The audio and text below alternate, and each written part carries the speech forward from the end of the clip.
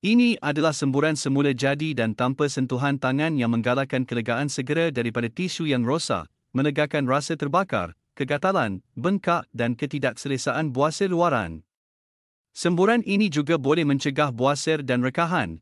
Gunakannya sehingga 7 hari dan anda boleh mendapatkan rawatan dan perlindungan penuh untuk rawatan buasir luaran, rekahan dan bentuk ketidakselesaan tubuh yang lain.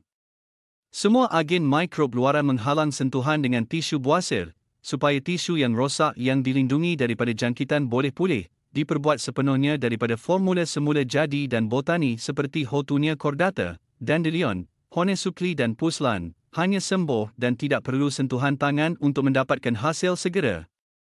Bersihkan dan keringkan kawasan dubur. Sembuh 2-3 kali pada buasir, elakkan pencemaran dengan kawasan genital. Selepas semburan, tunggu selama 1-2 minit dalam posisi duduk seperti yang disyorkan. Selepas menunggu selama 1-2 minit, anda boleh memakai seluar dalam anda.